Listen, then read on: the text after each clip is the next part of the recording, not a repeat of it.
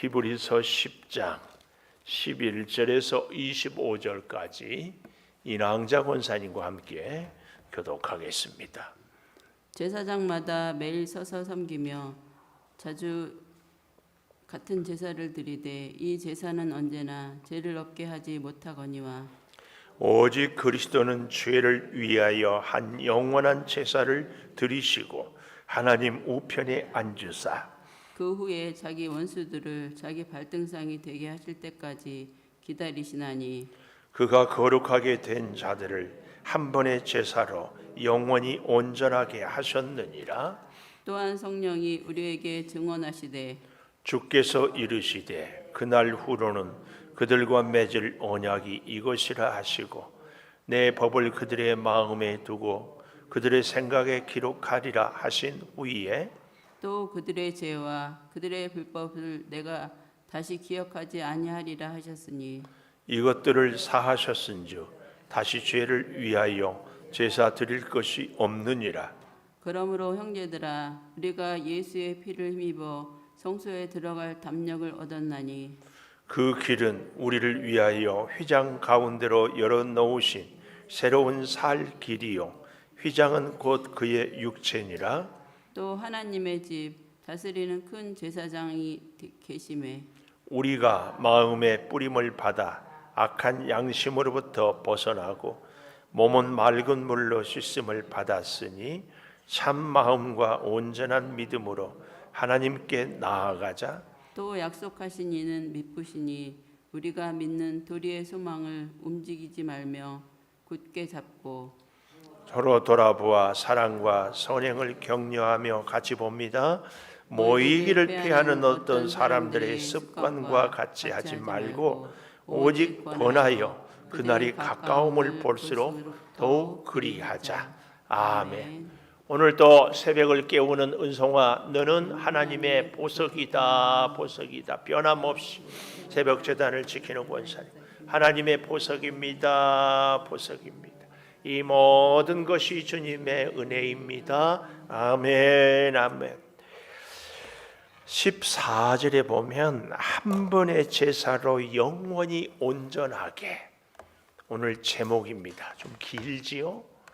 제가 제목을 짧게 해보려고 하는데 그래도 한 번의 제사로 영원히 온전하게. 히브리서를 끝내면은 영단번이라는 단어를 절대 잊어서는 안 됩니다. 영단번이 뭐예요? 영원히 단번에. 예수 그리스도의 십자가 제사는 희생 제물이 되신 것은 단번에 영원히 우리 온 인류의 죄를 다 사해 주셨다.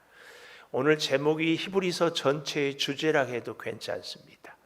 그런데 오늘 14절에 이 말씀을 왜 하는가 하면은요, 히브리서가 전체가 1장에서 13장까지 있는데 오늘 18절까지 10장 18절까지가 히브리서의 교리입니다. 교리.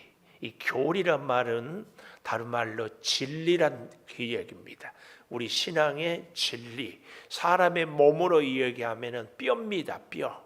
그러면은 오늘 10장 19절부터 마지막 13장 마지막까지는 우리의 적용 혹은 실천, 이렇게 얘기할 수 있습니다. 그러니까 바울 서신의 모든 책들은 에베소서나 로마서나 빌립보서나 다 교리 실천, 진리 실천.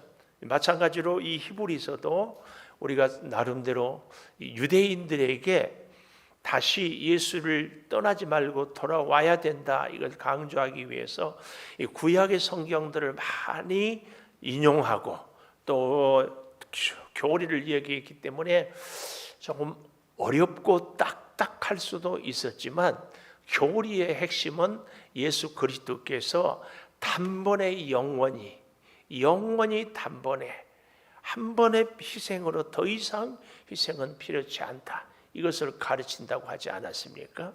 그래서 이제 오늘 여기 19절 보면은 접속사 그러므로 이렇게 시작이 되잖아요.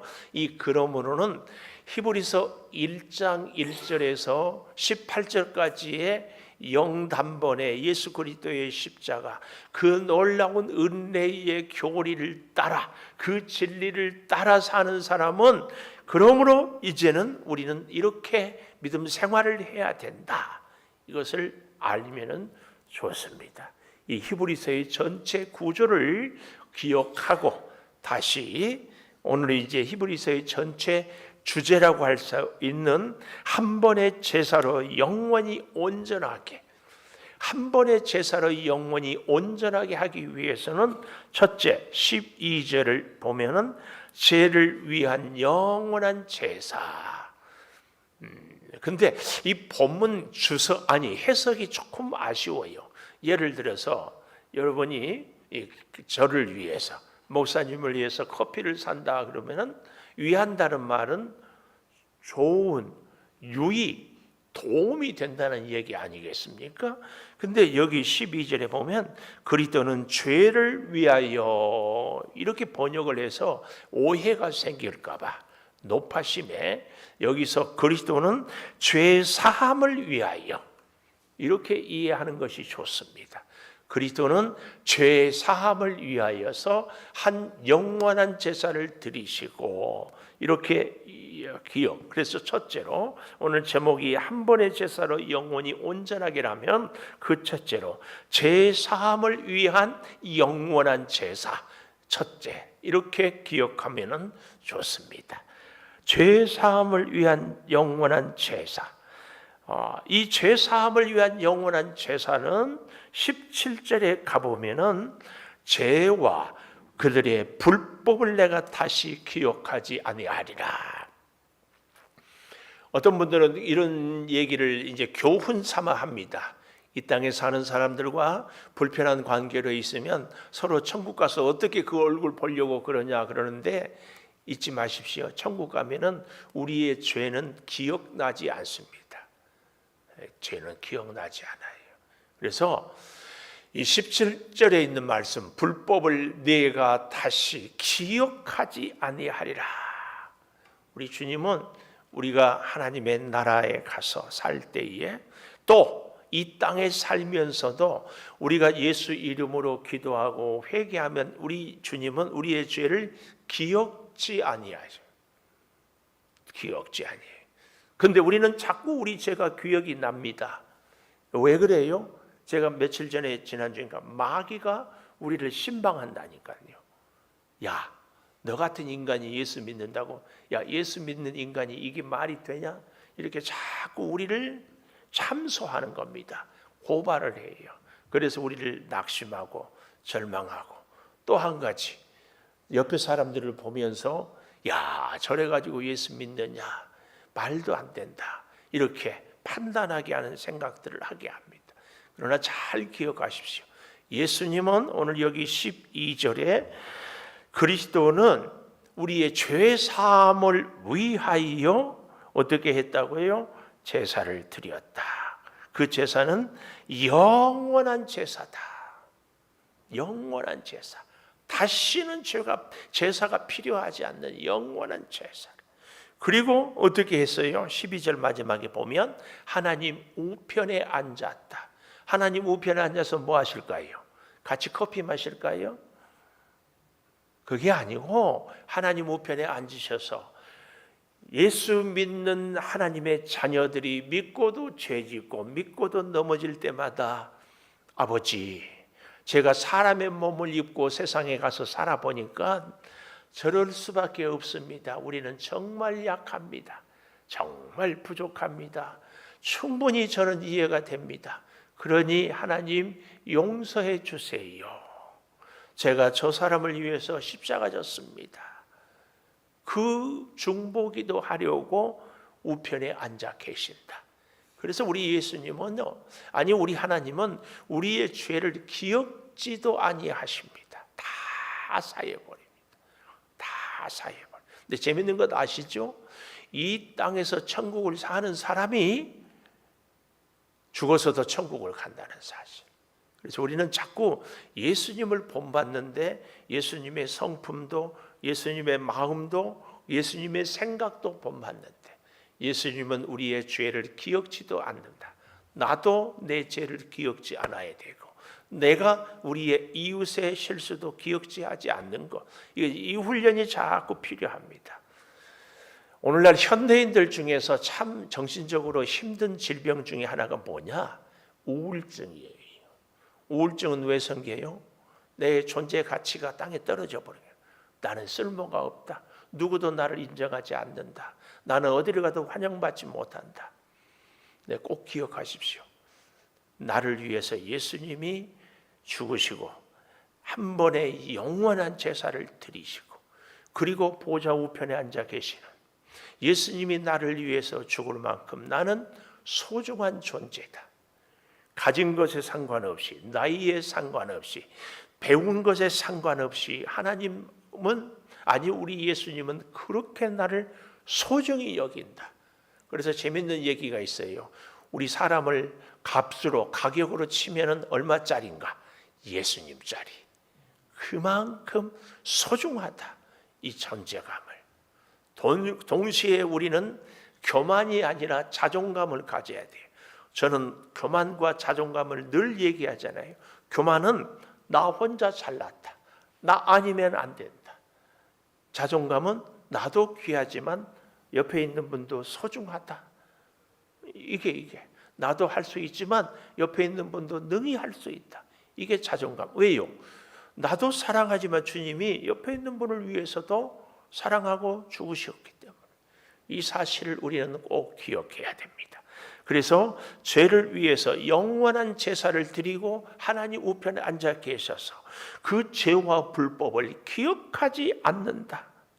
또 18절에 보면은 이런 말씀이 나와요. 이것들을 사하셨은지, 우리의 모든 죄를 사하셨은지 다시 죄를 위하여 제사 드릴 것이 없다. 수학에 배울 때에 필요 조건, 충분 조건, 필요 충분 조건 이런 공부를 해봤잖아요. 예수 피는 우리 온 인류의 죄를 사하기 위해서 필요 충분 조건, 더 이상 필요치 않아요. 더 이상 필요치 않아. 이 사실을 우리는 잘 기억해야 됩니다. 그러니까 10장 18절까지가 교리의 마지막이라고 하지 않았어요? 그래서 여기 마지막에서 다시 한번 1장에서 9장까지의 내용을 요약한다고 볼 수 있습니다. 한 번의 제사로 영원히 온전하게 하신 예수님은 죄를 위해서, 우리 죄 사함을 위하여서 영원히 제사를 드렸기 때문에 우리의 죄와 불법을 기억지도 아니하고 다시는 제사 드릴 것이 없다. 이것을 얘기해 주고 있습니다. 그런데요, 아주 재미있는 표현이 13절에 보면 자기 원수들을 자기 발등상이 되게 하실 때까지 기다리신다. 이 발등상이 뭐라고 그랬어요? 발판. 신발을 벗어놓은 발판. 그래서 저보고 번역하라고 했으면 발등상이라는 어려운 말, 물론 뭐 고상한 말이어서 했겠지만 사실은 더 쉽고 이해가 잘 되는 표현을 쓰면 좋아. 발판, 그러니까 완전히 짓밟아 버리기까지 이 기다린다, 이 말은요, 원수가 숨도 못 쉬길 때까지 하나님께서 짓밟고 꼼짝 못하게 하신다, 그 말씀입니다. 그래서 거룩한 자들을, 거룩하게 된 자들, 한 번의 제사로 영원히 온전하게 되었다.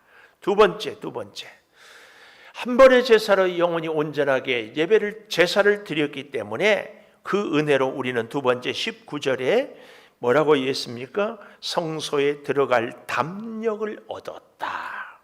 이 성소에 들어갈 담력이요, 굉장히 중요한 것은 바로 그 다음 20절에 이렇게 설명하고 있습니다. 그 길은 우리를 위하여 휘장 가운데로 열어놓으신 새로운 살 길이요, 휘장은 그의 육체다. 그래서 19절부터 이제 실천편, 생활편이라고 했잖아요. 우리가 예수의 단번에 영원히 온전한 제사를 드린 예수를 덧입고 살아가는 사람은 첫째로 가져야 될 우리 삶의 태도, 우리의 생활 자세가 뭐냐? 담력을 가져야 돼요. 담력. 무슨 담력이요? 예수 피로 성소에 들어갈 담력. 예수 피로. 제가 전에 섬겼던 창동교회에서 어른학교라고 노인 학교 모시고 청와대를 한번 갔어요. 3개월 전부터 주민등록증 다 내고 또 중간에 또 점검하여 변동이 없는지 뭐하고, 그리고 드디어 이제 갔는데 들어가는 데부터 뭐 철저하게 인원 체크하고 명단 보고 확인하고 그 다음에 들어가니까 또 하고 한 3번인가 4번인가. 그리고는 어떻게 한 줄 아세요? 대통령도 만나지도 못해서 저는 대통령 식사하는 그 실내에 들어가게 한 줄 알았어요. 그 아무 데도 못 가고 청와대 잔디밭에서 사진만 찍고 왔어요. 그래서 내가 그 다음부터는 다시는 청와대 안 간다 그래. 오라고도 안 하지만 나도 안 가. 그런데 누구는 마음대로 다닐까요? 대통령 자녀라든지 또 자녀가 식구는 아니어도 대통령이 초청하면은 아무개가 몇 월 며칠 날 차 남바 뭘 차고 올 테니까 에스코트 해라 그러면 차 나타나자마자 문 쫙 열고 경례 붙이고 쫙 안내하지 않겠어요? 오늘 청와대도 그렇습니다. 청와대도. 왜냐하면 그 청와대는요, 이 성전은요, 대제사장도 아무 때나 마음대로 들어갈 수 있는 곳이 아니었어요. 1년에 딱 한 번 대속죄일 7월 10일에 들어갔어요. 그것도 마음대로 들어가는 것이 아니고 대제사장도 자기의 죄를 위해서 짐승을 잡고 피를 뿌리고 그리고 향로를 들고 그리고 갔어요. 그런데 그곳을 아무 때나 누구든지, 여기서 누구든지란 말은 예수를 믿는 사람은 누구든지 성소에 들어갈 수 있게 했어요. 왜요? 여기 이 휘장을 20절에 가운데로 열어 놓으셨다. 근데 그 휘장은 누구라고요? 육체라고. 예수님이 죽으심으로 휘장을 열어놨어요. 그러니까 누구든지 구약의 대제사장도 1년에 한 번 겨우 들어간 그곳을 예수님이 휘장을 열어놓아서 누구든지 들어갈 수 있어요. 오늘 우리가 성전에 와서 기도한다는 것은 이 엄청난 축복인 것을 꼭 기억해야 돼요. 그래서 역설적으로 제가 정말 이 한국 교회의 코로나의 가장 후유증이 뭐냐? 성전에 오지 않아도 얼마든지 예배 드린다는 이 의식이 우리들도 모르는 사이에 다 스며들었어요. 그래서 뭐라 그래요? 예배 드릴 때도 찻길 차 타고 가면서도 커피 마시면서도 설교 들었으니까 목사님 오늘 이 말씀 했어. 그러면 나는 예배 드렸다고 생각합니다. 예배는 강의를 듣는 것이 아니라 로마서 12장에 너희 몸을 하나님이 기뻐하는 거룩한 산제물로 드려라. 이게 예배입니다. 이게 예배. 시간을 드리고 마음을 드리고 우리의 정신 온 것을 다 하나님 앞에 내어 드리는 것이 예배지. 근데 이 코로나의 후유증이 우리 한국교회 성도들의 마음을, 신앙을 이렇게 바꿨어요. 전에는요, 예배를 주일날 안 나오면 주일 성소가 아니었어요. 요즘은 영상만 봐도 예배예요. 그래서 제가 유튜브를 굉장히, 제가 김유튜브라고 공부를 많이 해요. 요즘에는요, 자기가 관심만 있으면 못할 게 없어요. 유튜브를 보고. 유튜브에서 제가 꼭 배우고 싶은 것 중에 하나가 음악의 저옮김. 제가 색소폰을 불고 뭘 불고 이렇게 하다 보니까 샵이 막 2개, 4개, 이 플랫이 막 붙고 있고 막 하면은 막 복잡해. 그때마다 올리고 이것을 어떻게 하면 다 바꿀까? 근데 이런 것들을 유튜브에서 다 가르쳐 줄 수 있어. 근데 유튜브 기억하십시오. 아닙니다. 분별을 할 수 있어야 돼. 특별히 성경에 대해서, 말씀에 대해서, 신앙에 대해서. 유튜브를 보니까 기가 막힌 목사님들이 있어. 주일 성소를 꼭 교회에 가야만 되느냐? 주일 성소를 할 때 꼭 11조만 드려야 되느냐? 근데요, 세상 사람들이 좋아하니까 그 소리 들으려고. 잊지 마십시오. 교회를 망가뜨리기 위해서 첫 번째로 얘기하는 게 뭔 줄 아십니까? 주일 성소 꼭 교회 갈 필요 없다. 두 번째, 11조 꼭 할 필요 없다. 왠 줄 아십니까? 주일 성소와 11조는 하나님과 우리와의 깊은 관계를 맺을 수 있는 길입니다. 원리입니다. 이것을 깨야 하나님의 복을 받지 못하고 하나님과 함께하지 못해야 교회가 힘이 없어져요. 그래서요, 교묘하게. 그런데요, 이 성경이 얘기하는 이것을 안타깝게도 세상 사람들이 아니라 뜻밖의 목사님들이, 왜냐하면 그렇게 얘기하면은 세상 사람들이나 조금 그런저런 교회 예수를 믿는 사람들이 되게 좋아하거든요. 조회수가 올라가거든요. 그래서 제가 유튜브에 조회수가 막이다. 조회수가 많으면 자기는 실력 있고 인기 있고 하나님의 큰 사람 같아. 세상의 사람들은요, 교회가 큰 교회는 별로 안 좋고 작은 교회가 좋다고 그래요. 근데 작은 교회가 진짜 좋으면 혼자 다녀야지. 제일 작은 것은 혼자 아니. 하나님은 하나님의 뜻에 따라서 큰 교회도 작은 교회도 사명을 주고 은혜를 주고 함께 하는 줄을 믿습니다. 이게 굉장히 중요해요. 오늘 잘 보십시오. 성소에 들어갈 담력, 성소에 들어갈 담력 잊지 마십시오. 이 길이 새로운 살 길이에요. 그런데 이 단어는요, 현재 분사예요. 이 말은 계속 이 길이다. 길은 목적지가 있고요. 길은 그래서 방향을 정해야 되고, 그래서 길을 가다 보면 이런저런 장애물들이 있어요. 이런 것들을 염두에 둔, 그래서 하나님이 늘 함께하는 길, 이걸 얘기합니다. 이 길은요, 우리가 갈 때에 22절에 보면 마음의 뿌림을 받아 악한 양심으로부터 벗어나고 몸은 맑은 물로부터 씻음을 받아요. 마음과 몸을 같이 얘기합니다. 하나님 앞에 나아갈 때는 바로 이것이 중요합니다. 우리의 마음으로만 아닙니다. 우리의 몸으로만 아닙니다. 마음과 몸. 그런데요, 놀라운 것은 23절에 약속하신 이는, 이 휘장을 담력을 다 열어놓은 이는 믿으시니, 이 말은 정말 믿을만하니. 우리가 믿는 도리는 신앙 고백. 그러나 여러분 잊지 마십시오. 이제 신앙의 고백은 신앙의 출발점이라면, 신앙의 출발점은 신앙의 골까지 가는 신앙의 실력과는 또 다른 얘기입니다. 신앙 고백했다고 실력이 좋습니까? 그렇지 않아요. 실력은 뭐예요? 여러 가지 장애물이 있어도 발로 차든지 혹은 치우든지 혹은 넘어뜨리든지, 그리고 계속 가는 겁니다. 신앙의 실력은 우리의 삶을 통해서, 마음과 몸을 통하여서 고난을, 시련을, 장애를 극복하고 가는 것이 뭐예요? 실력입니다. 그 실력은 오늘 여기 믿는 도리의 소망을 굳게 잡고 가는 겁니다.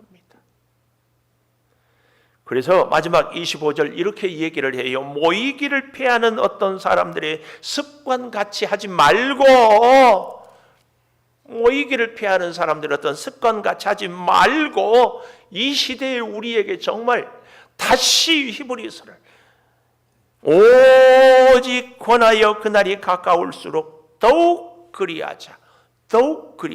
사도행전 2장 46절 한번 우리 가보십시다.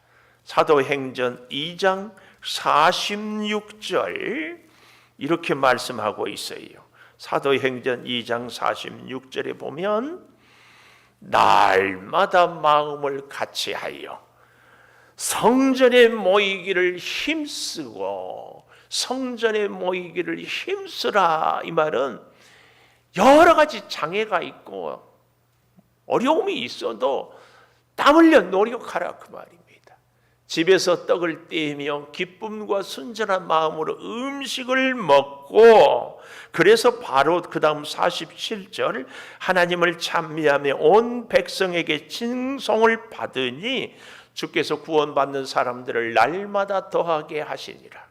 날마다. 마태복음 28장 마지막에도 세상 끝날까지 내가 너와 함께 한다고 그랬습니다. 그런데 누구에게? 아버지와 아들과 성령의 이름으로 모든 백성을 제자 삼은 사람들의 중요한 얘기입니다. 오늘 우리에게 있어서 히브리서나 사도행전이나 마태복음이나 성경 곳곳에서 얘기하는 것은 하나님의 사람들은 하나님의 능력을 덧입고 살아야 되는데 그 능력은 모이기를 피하는 어떤 사람들의 습관같이 하지 말고 날마다 마음을 같이하여 성전에 모이기를 힘써야 돼. 그리고 주님 붙잡고 기도하고 늘 여러분과 저의 인생의 남은 여생의 힘은 하나님의 힘을 공급받고 하나님의 손을 잡고 하나님과 함께 살아가는 은혜가 있기를 축원합니다. 기도하겠습니다. 감사합니다, 아버지. 히브리서를 통하여서 한 번의 제사로 영원히 온전하게 우리를 죄 가운데서 건져주시고 성소에 들어갈 길을 담력을 얻어 들어가게 해주신 것 감사합니다. 주여, 우리의 죄를 기억도 하지 아니하시고 살려주시니 놀라운 새로운 살길로 오늘도 내일도 살아가게 하여 주시니 영광을 받으시옵소서. 이 땅을 살아갈 때 힘듭니다. 그러나 모이기를 힘써서 서로 사랑하고 서로 돌보고 서로 선행을 격려하는 히브리서의 이 가르침을 가슴에 새기며 승리케 하여 주시옵소서. 오늘도 저 사거리에 차 한 잔을 들고 나가겠습니다. 주여, 저희들의 연약한 모습이 바라보는 우리 양주 시민들의 마음을 감동하시고 차를 받을 때마다 복음을 받을 수 있는 은혜를 꼭 허락하여 주시옵소서. 몸이 연약한 성도들을 치료하여 주시기를 원하옵고 지금은 우리 주 예수 그리스도의 은혜와 아버지 하나님의 무한하신 사랑과 성령의 감동하심이 이제로부터 영원토록 함께 하시옵기를 간절히 축원하옵나이다. 아멘. 기도하십시다.